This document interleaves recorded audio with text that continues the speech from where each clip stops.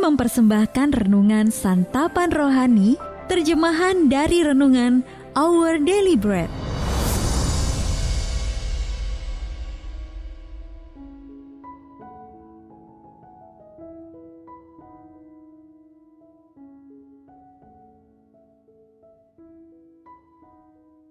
Sahabat ODB, pembacaan Alkitab hari ini terambil dari Ibrani pasal yang kedua, ayat yang ke-10 sampai dengan ayat yang ke-18. Ibrani pasal yang kedua, ayat yang ke-10 sampai dengan ayat yang ke-18. Sebab memang sesuai dengan keadaan Allah, yang baginya dan olehnya segala sesuatu dijadikan, yaitu Allah yang membawa banyak orang kepada kemuliaan, juga menyempurnakan Yesus yang memimpin mereka kepada keselamatan dengan penderitaan. Sebab Ia yang menguduskan dan mereka yang dikuduskan, mereka semua berasal dari satu. Itulah sebabnya Ia tidak malu menyebut mereka saudara. Katanya, "Aku akan memberitakan namamu kepada saudara-saudaraku, dan memuji-muji engkau di tengah-tengah jemaat. Dan lagi, aku akan menaruh kepercayaan kepadanya. Dan lagi, sesungguhnya inilah aku dan anak-anak yang telah diberikan Allah kepadaku. Karena anak-anak itu adalah anak-anak dari darah dan daging, maka ia juga menjadi sama dengan mereka dan mendapat bagian dalam keadaan mereka, supaya oleh kematiannya ia memusnahkan dia, yaitu iblis yang berkuasa atas maut.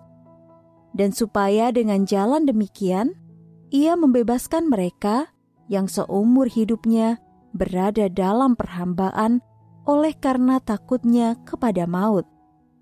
Sebab sesungguhnya bukan malaikat-malaikat yang ia kasihani, tetapi keturunan Abraham yang ia kasihani.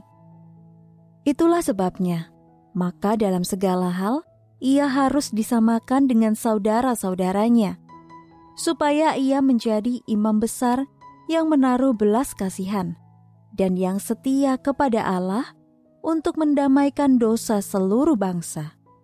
Sebab oleh karena ia sendiri telah menderita karena pencobaan, maka ia dapat menolong mereka yang dicobai." Ayat Mas renungan hari ini terambil dari Ibrani pasal yang kedua, ayat yang ke-11. Yesus tidak malu menyebut mereka saudara. Renungan hari ini berjudul Yesus Saudara Kita, ditulis oleh Win Collier. Bridger Walker baru berumur 6 tahun ketika seekor anjing menyerang adik perempuannya. Bridger langsung melompat ke depan si adik untuk melindunginya dari serangan ganas anjing itu. Setelah mendapatkan perawatan darurat dan 90 jahitan di wajahnya, Bridger menerangkan alasan di balik tindakannya itu. "Kalau ada yang harus mati, biar aku saja." Bersyukur para ahli bedah plastik berhasil memulihkan wajah Bridger. Kasihnya sebagai seorang kakak tetap kuat. Terbukti dari foto-foto yang memperlihatkan ia sedang memeluk adiknya. Idealnya kita dijaga dan diperhatikan oleh anggota keluarga kita. Saudara sejati akan turun tangan manakala kita berada dalam masalah dan mendampingi saat kita merasa takut dan kesepian. Namun kenyataannya, saudara kita yang paling dekat pun tidak sempurna. Bahkan mungkin ada yang menyakiti hati kita. Namun kita mempunyai satu saudara yang selalu menyertai kita. Namanya Yesus. Kitab Ibrani menyatakan bahwa sebagai tindakan perendahan diri dalam kasih, Kristus datang menjadi bagian dari umat manusia, hidup dalam darah dan daging dan dalam segala hal disamakan dengan kita. Alhasil Yesus menjadi saudara kita yang sungguh-sungguh sejati dan dia tidak malu menyebut kita sebagai saudara. Kita menyebut Yesus sebagai juru selamat, sahabat dan raja kita. Semua itu benar adanya. Akan tetapi Yesus juga adalah saudara kita yang pernah mengalami ketakutan, godaan, penderitaan, dan kesedihan yang juga dialami setiap manusia. Sebagai saudara, Dia menyertai kita senantiasa. Sahabat ODB, jika Anda mempunyai saudara kandung, bagaimana pengalaman hidup Anda bersama mereka? Lalu bagaimana Anda memandang Yesus sebagai saudara Anda yang sungguh-sungguh sejati? Mari kita berdoa.